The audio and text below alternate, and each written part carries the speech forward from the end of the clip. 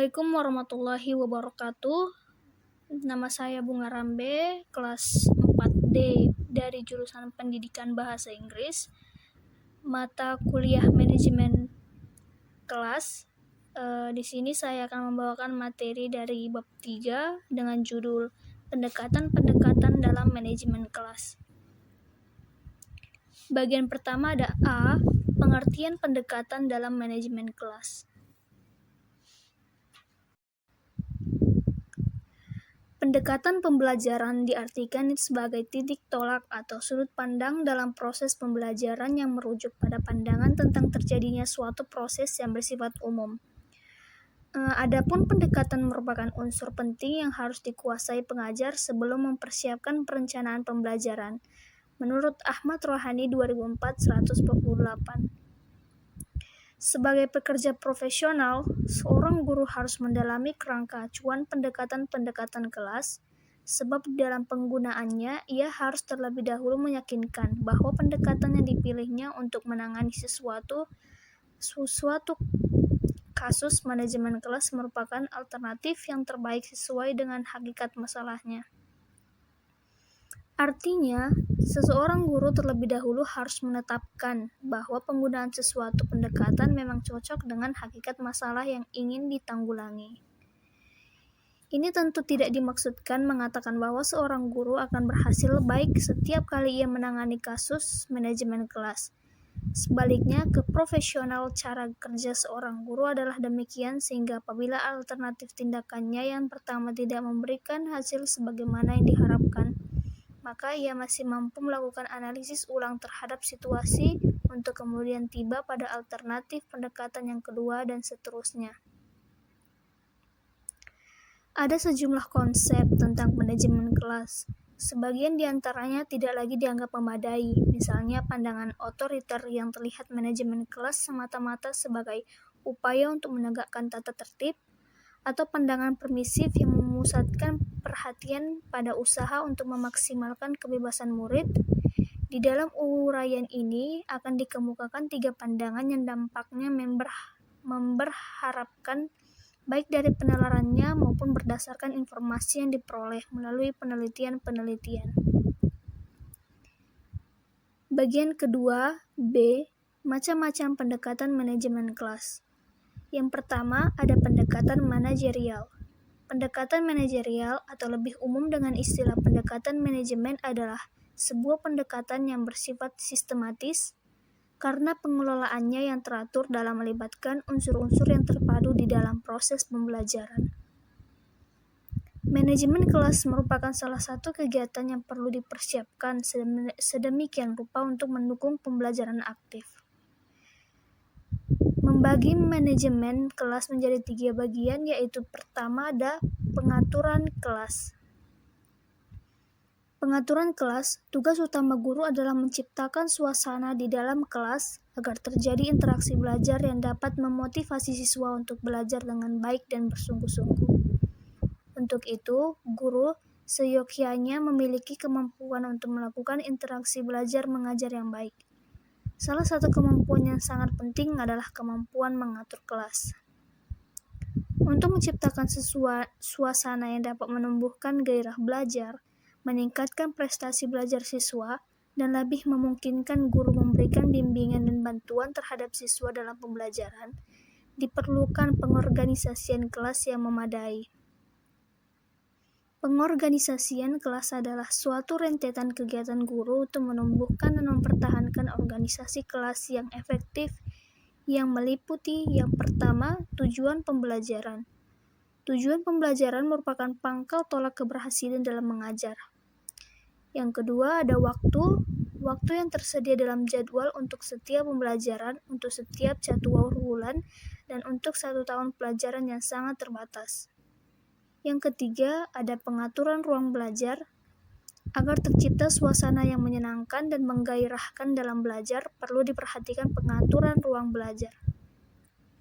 Dalam pengaturan ruang belajar ini, beberapa hal yang berikut yang perlu diperhatikan adalah yang pertama, ukuran dan bentuk kelas, bentuk serta ukuran bangku dan meja siswa, jumlah siswa di dalam kelas, jumlah siswa di dalam setiap kelompok, jumlah kelompok di dalam kelas, komposisi siswa dalam kelompok.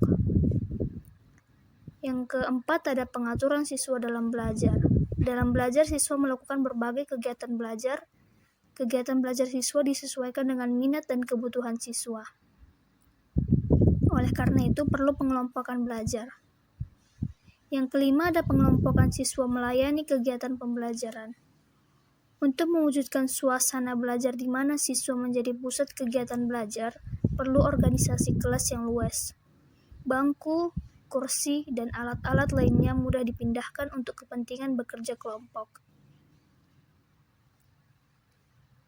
Pengelompokan siswa mempunyai arti tersendiri, jadi dibedakan dari pengelompokan yang sederhana sampai yang kompleks. Maka pengelompokan siswa dapat dibedakan dalam 3 jenis, yaitu pengelompokan menurut kesenangan berkawan, pengelompokan menurut kemampuan, pengelompokan menurut minat. Yang keenam, ada tutor sebaya, siswa berfungsi sebagai guru. Di negara maju, percobaan menggunakan siswa sebagai guru atau tutor sebaya telah berlangsung dan menunjukkan keberhasilan. Di Indonesia sedang dicobakan. Dasar pemikirannya adalah siswa yang pandai dapat memberikan bantuan kepada siswa yang kurang pandai. Pendekatan yang kedua, ada pendekatan psikologikal. Pendekatan manajemen kelas berdasarkan perubahan tingkah laku bertolak dari sudut pandang psikologi behavioral yang mengemukakan asumsi sebagai berikut. A. Semua tingkah laku yang baik dari yang kurang baik merupakan hasil proses belajar. B. Dalam proses belajar terhadap proses psikologis yang fundamental merupakan penguat positif, hukuman, penghapusan, dan penguat negatif. Asumsi pertama mengharuskan guru kelas berusaha menyusun program kelas dan suasana yang dapat merangsang terwujudnya proses belajar yang memungkinkan siswa mewujudkan tingkah laku menurut norma yang berlaku di lingkungan sekitar. Asumsi kedua menunjukkan bahwa ada 4 proses yang perlu diperhitungkan dalam belajar bagi semua orang, pada segala tingkatan umur dan dalam segala keadaan atau situasi. Proses belajar itu sebagian atau seluruhnya dipengaruhi oleh kejadian-kejadian yang berlangsung di lingkungan. Dengan demikian, tugas guru ialah menguasai dan menerapkan keempat proses yang telah terbukti merupakan pengontrol tingkah laku manusia, yaitu 1. Penguat positif. Dalam kegiatan belajar mengajar, penghargaan atau penguat positif mempunyai arti penting.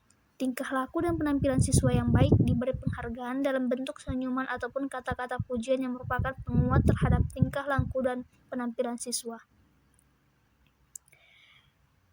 Adapun komponen-komponen yang perlu dipahami dan dikuasai penggunaannya oleh guru agar ia dapat memberikan penguat secara bijaksana adalah sebagai berikut. A. Penguat verbal, yaitu penguat berupa kata-kata pujian, pengakuan, dorongan yang dipergunakan untuk menguatkan tingkah laku dan penampilan siswa. B. Penguat nonverbal, yaitu penguat berupa mimik dan gerakan badan, penguat dengan cara mendekati, penguat dengan bentukan, penguat dengan kegiatan yang menyenangkan, dan penguat berupa simbol atau benda.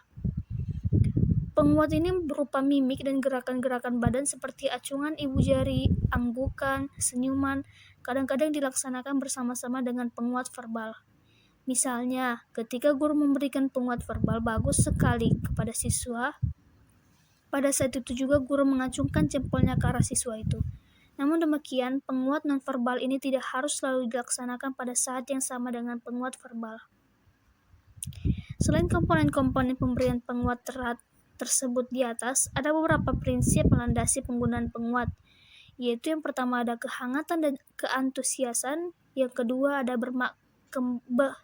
kebermaknaan, yang ketiga ada menghindari penggunaan respon yang negatif. Yang kedua ada hukuman. Dalam mempergunakan hukuman sebagai suatu upaya pendidikan, guru harus mengenali dan memahami keuntungan dan kerugian penggunaan hukuman. Beberapa keuntungannya adalah A. Hukuman dapat menghentikan dengan segera tingkah laku siswa yang menyimpang dan dapat mencegah berulangnya kembali tingkah laku itu dalam waktu yang cukup lama. B. Hukuman berfungsi sebagai pemberi petunjuk kepada siswa dengan kenyataan bahwa siswa dibantu untuk segera mengetahui tingkah laku mana yang dapat diterima. C. Hukuman berfungsi sebagai pembelajaran bagi siswa-siswi lain dengan kenyataan bahwa hukuman itu mungkin mengurungi kemungkinan siswa-siswa lain meniru tingkah laku yang mendapat hukuman itu. Adapun beberapa kerugian penggunaan hukuman meliputi: hukuman dapat ditafsirkan salah. B. Hukuman dapat menyebabkan siswa yang bersangkutan menarik diri sama sekali. C. Hukuman dapat menyebabkan siswa agresif. D. Hukuman dapat mempengaruhi kejiwaan siswa yang berangkutan. Yang ketiga ada penghapusan dan penundaan. Penghapusan adalah menahan atau tidak lagi memberikan ganjaran yang diharapkan akan diberikan seperti yang sudah-sudah, atau menahan pemberian penguat positif. Lalu penundaan atau time out merupakan tindakan tidak jadi memberikan ganjaran atau mengecualikan pemberian ganjaran untuk siswa tertentu. Yang keempat ada penguat negatif. Penguat negatif adalah peniadaan perangsang yang tidak mengenakan atau hukuman setelah ditampilkannya suatu tingkah laku yang mengakibatkan menurunnya frekuensi tingkah laku yang dimaksud. Peniadaan hukuman ini memperkuat tingkah laku yang ditampilkan dan meningkatkan kecenderungan diulanginya tingkah laku tersebut.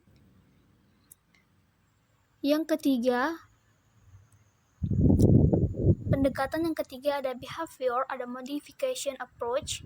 Pendekatan ini bertolak dari psikologi behavioral yang mengemukakan asumsi bahwa semua tingkah laku yang baik maupun yang kurang baik merupakan hasil proses belajar.